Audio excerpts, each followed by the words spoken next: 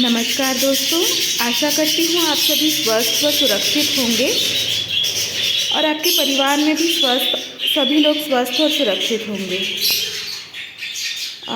आज के दिन की शुरुआत झाड़ू लगाया जा चुका है। आज मैंने इनको दाने के साथ उबले अंडे भी दिए हैं, क्योंकि हमारे यहाँ ठंड बहुत ज़्यादा बढ़ गई है। बहुत ही ज़्यादा ठंडा मौसम हो गया है। वैसे मैं पूरा ध्यान रखती हूँ, बल्ब वगैरह सब चल रहे हैं। इसके साथ ही साथ मैं ये सब चादर जो रखी हुई है, क्योंकि अभी झाड़ू लगाए इसलिए व्यवस्थित नहीं है, ये सारी चादर भी पिंजरे के ऊपर डाल के इनको सबको चादर से ढक के सुलाती हूँ। रात में भी मैं इन्हें खुला नहीं छोड़ती हूँ। फिर भी मौसम का तकाज़ा है, ठंड बहुत बढ़ गई है। मेरे दो छोटे बजी के बेबीज़ की ठंड से डेथ हो गई है।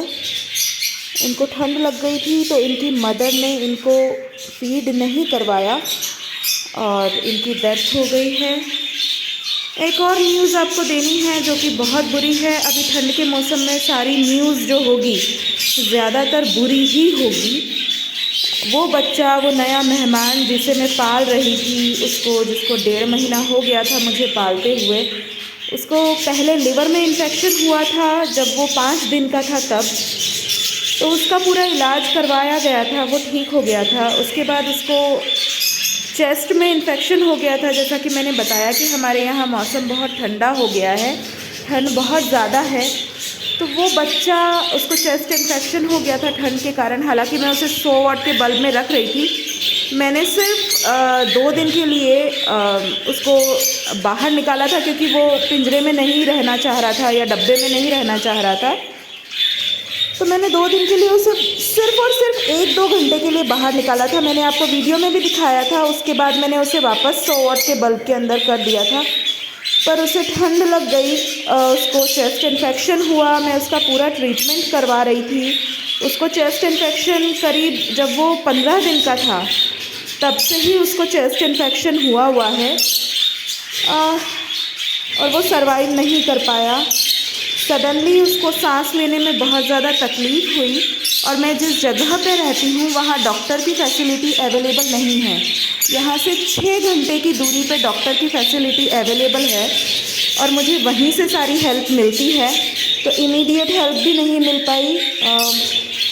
सडनली उसको सांस लेने में तकलीफ़ हुई। उसको खाना खिला के मैं उसको डब्बे में बल्ब जला के रखने जा रही थी। अब वो क्योंकि उड़ना सीख रहा था तो उसने उड़ने की कोशिश की। उड़ने की कोशिश में वो उड़ के नीचे गिरा और गिरते ही उसकी शायद सांस की नली में खाना चला गया और वैसे ही उसको कफ बहुत ज़्यादा हो रहा था। सांस लेने में उसको बहुत 15 दिन से दिक्कत थी, तो उसकी डेथ हो गई।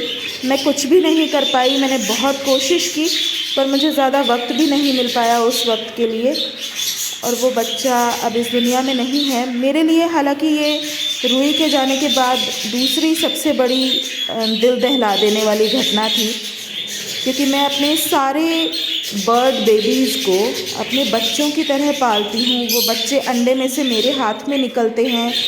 उन्हें पूरी रात जाग कर केयर करना, उनके फीड का ध्यान रखना, उनको हर 2 घंटे में फीड देना, फिर उनको इतना बड़ा करना कि वो उड़ने की स्थिति में आ जाएं और फिर उनका चला जाना बहुत तकलीफ़दायक होता है। शायद आप में से कुछ लोग ये बात समझ पाएँ। जैसे अब होप इतना बड़ा हो गया है तो मुझे बड़ा सुकून है। सामने जो बर्ड तूफ़ान सिंह के नाम से आप जिसे जानते हैं, होप अंडे में से मेरे हाथ में निकला था और मैंने ही उसे इतना बड़ा किया है। अभी तक सब कुछ उसका ठीक चल रहा है, पर बस वही स्थिति है ना, क्योंकि मौसम बदलता है तो कुछ सर्वाइव कर पाते हैं, कुछ नहीं कर पाते हैं। मैं अपना 100% देती हूँ, उसमें कोई कमी नहीं छोड़ती, पर कुछ चीज़ें इंसान के हाथ में नहीं होती हैं। तो इस दौर में मुझे आप लोगों की शुभकामनाओं की, आप लोगों के प्रार्थनाओं की बहुत ज़्यादा ज़रूरत है।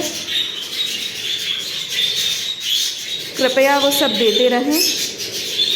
अगर आप लोगों को मेरे वीडियोस, मेरे बच्चे अच्छे लगते हैं तो please do like, share and subscribe. धन्यवाद। Bye bye.